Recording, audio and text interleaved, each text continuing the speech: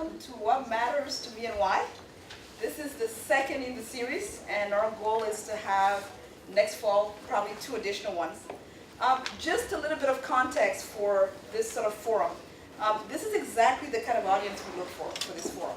An intimate crowd, where particularly for very busy people, you can take an hour of your time to just catch your breath and have an opportunity to engage with members of our community. And often people ask me, well, what is this about? And I often end up saying to them, really, we want to talk about what are some of our values and our belief systems and what motivates us to do what we do. So that's really the spirit of What Matters to Me and Why. This series actually exists on several other campuses. So it's good to borrow from others when they have very good ideas, and we do that shamelessly, especially when they're great ideas. And we're privileged today to have a very good colleague, Jess Waters, who accepted to be our second speakers. And generally, the way we identify speakers for this is we talk to community members and say, who's someone you want to hear about? You know, who's someone you want to learn more about? Maybe you think you know them, but maybe you really don't know them as much. You know their titles, you know a little bit about them in meetings, but what would it be like for you to be able to engage them and to learn more about who they are and what motivates them to do what they do? And so we had heard from a couple of folks that Jess would be the right person for this. And we said, thanks to Jen, who really has done all of the legwork to make this happen. And I'm so grateful for her for all of the work that she's doing with this. And so Jess said yes, she's willing to do that. So thank you for accepting. I'm going to briefly introduce her, and then we're going to get started. And the format is she'll talk a little bit about an area of interest for her. And then we want to open it up to discussion, to questions, and really have you engage with her in a conversation. So that's the format. And so without further ado, let me introduce her to you. Jess Waters, I think you all know her as the Associate Dean for Undergraduate Education in American University School of Public Affairs. But she's also a faculty member in the Department of Justice, Law, and Criminology, and is an adjunct faculty member at the Washington College of Law. Talk about someone who doesn't have enough on the plate. Her research focuses primarily on reproductive rights law. Her recent work has explored questions related to the legal impact of women's medical decisions during pregnancy and childbirth, employment-based conscience protection for reproductive health care providers, and the reproductive rights of employees working for religiously affiliated employers. She is a prolific writer.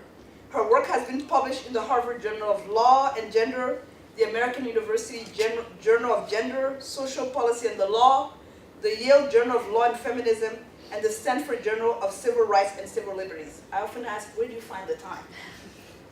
Prior to joining the AU faculty, she taught as an adjunct professor at the Washington College of Law and also was a litigator at WilmerHale, where she specialized in criminal defense litigation, internal investigations, and reproductive rights litigation and advocacy. She also clerked for the Honorable Emmett Sullivan on the DC Court. So she's been a very busy person and worked at a nonprofit organization dedicated to protecting access to reproductive health care. And so please welcome Jess Waters, and we look forward to hearing from you. Thanks. So I'm not actually talking about any of those things. Yeah, so, right, that's sort of the point, right?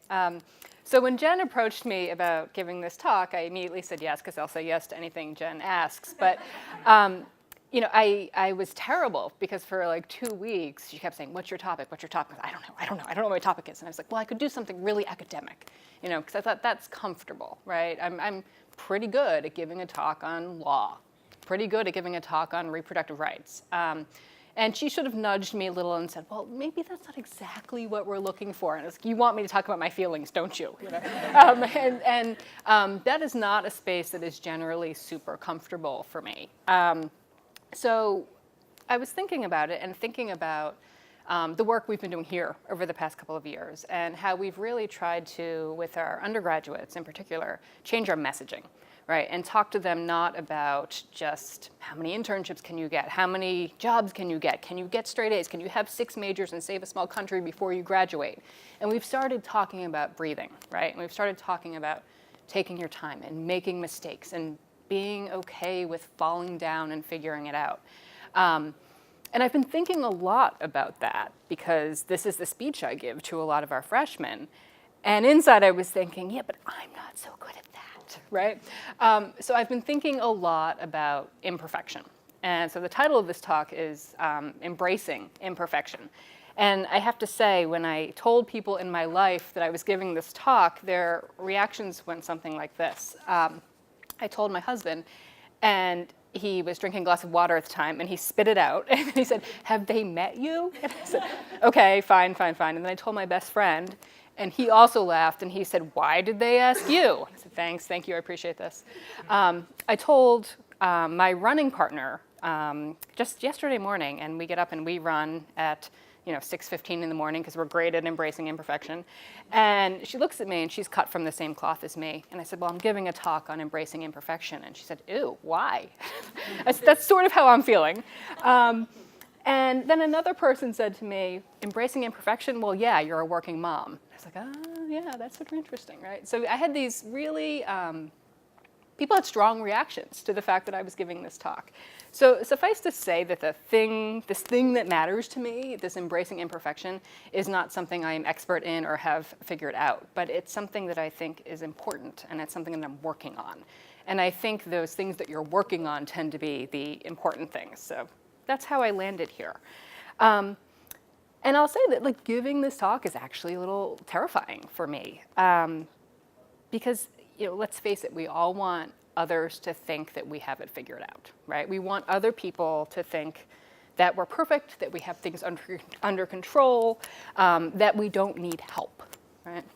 And frankly, we get gold stars for doing that. And I am really good at collecting gold stars, right? I always have been. And gold stars are it's National Honor Society, right? It's summa cum laude. It's going to law school. It's getting the first job, getting the next job, getting the promotion, getting the award.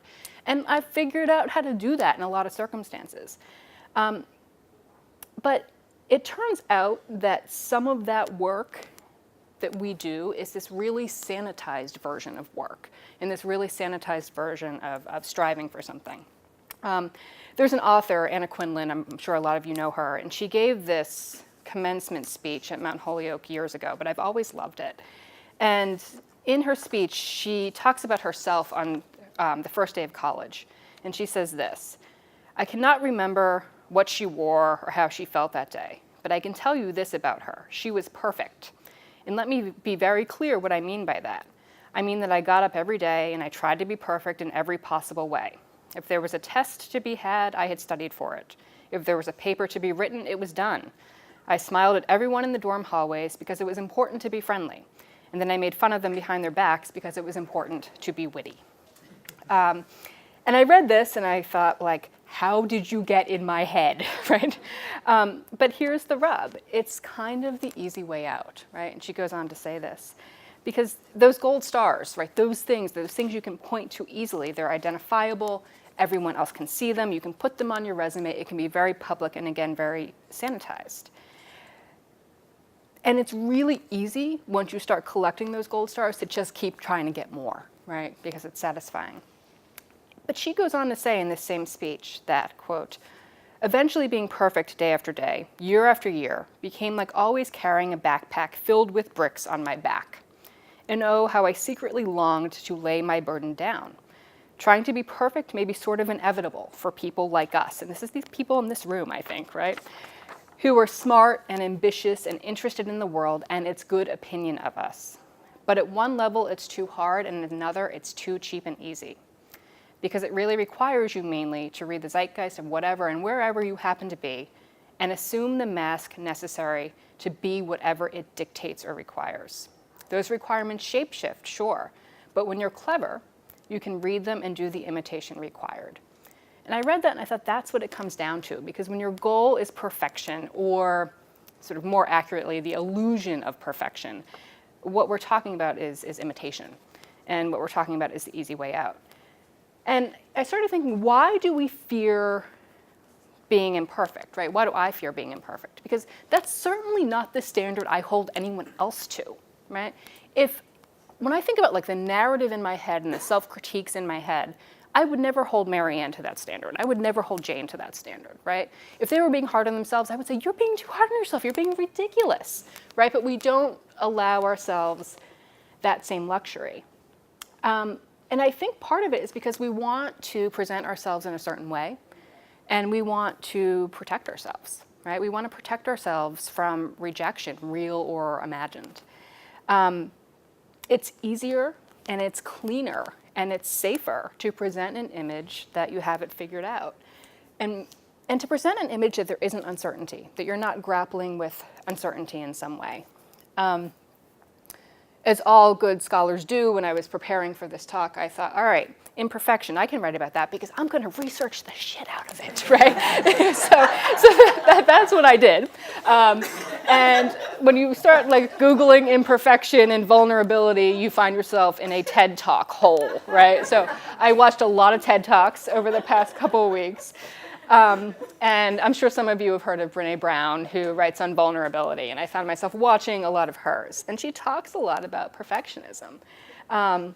And she says it's a way of looking at the world that says, quote, if I look perfect, live perfect, act perfect, and do it all perfectly, I can avoid or minimize shame, blame, criticism, or judgment. So perfectionism isn't about striving to be our best, but actually about protecting ourselves. And I think that's right? I think it's this fear of messiness, and it's this idea of trying to protect yourself. We try to protect ourselves because we don't want to ask for help. We don't want to need help. We don't want to ask for help and be rejected. And we don't want to feel like we are vulnerable. We don't want to feel like we are weak. But I started thinking about the times that I have felt most connected to other people.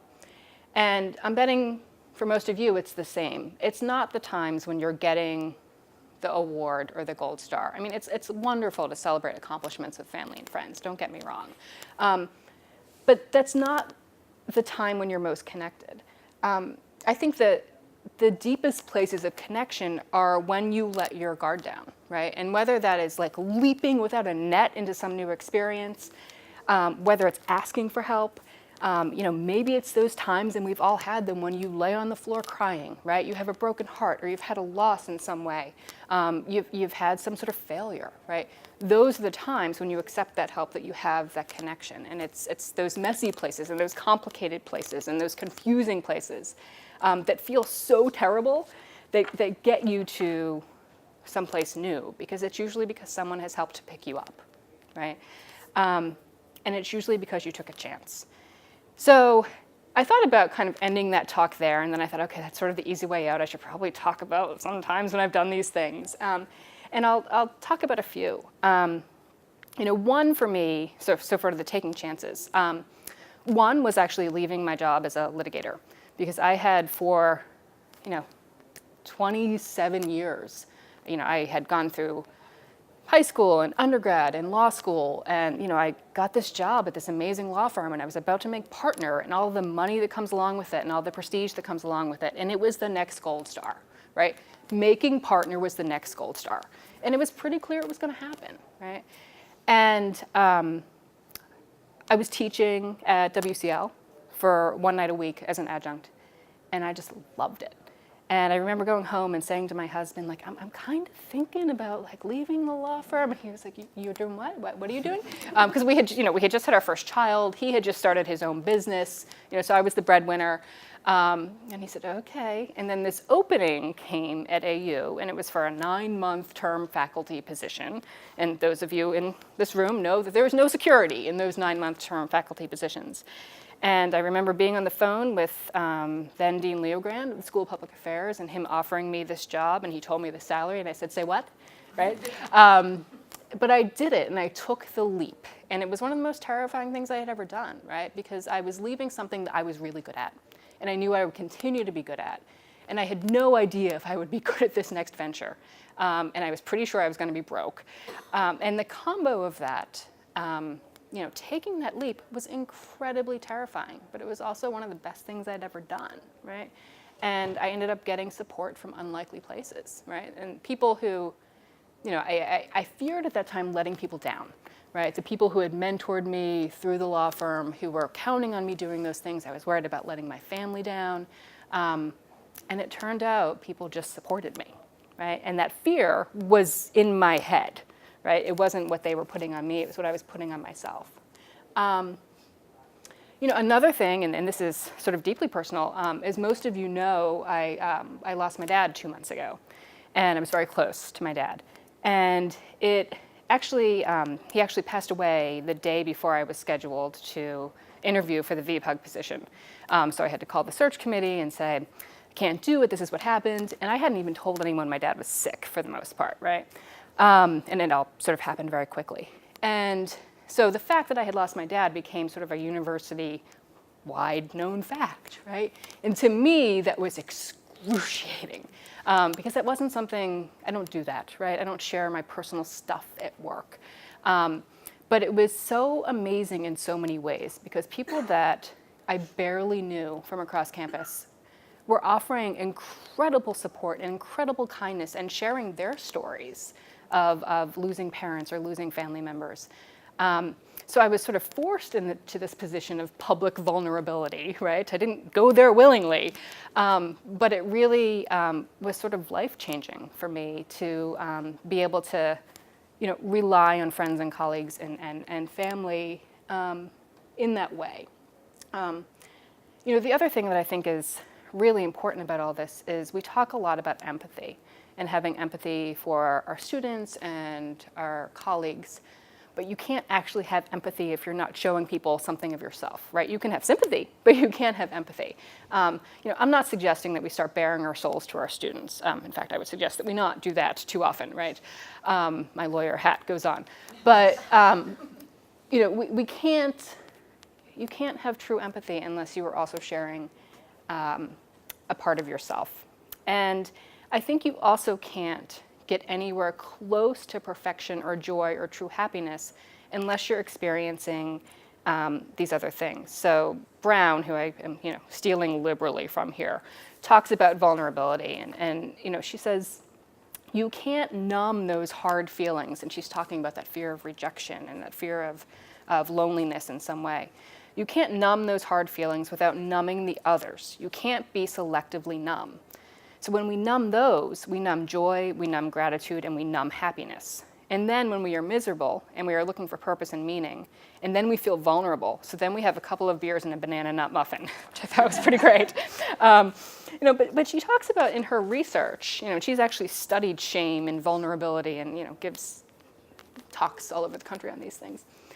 She says that people who have sort of figured this out in some way were those who were willing to take the big chances. And she talks about the people who were willing to, she says, to say, I love you first. The willing to go someplace where there are no guarantees. The willingness to invest in a relationship that might not work out. The willingness to take that new job that might not work out. And I was thinking about, remember that movie, Say Anything, from the 80s, right? Yeah, so yeah, you probably all remember this. And John Cusack stands outside the window with the, what are they called? Boombox, right? Boombox. And he plays the song for the girl. And one of my thoughts is like, if a woman did that, that would be stalking. But that's a whole different talk, right?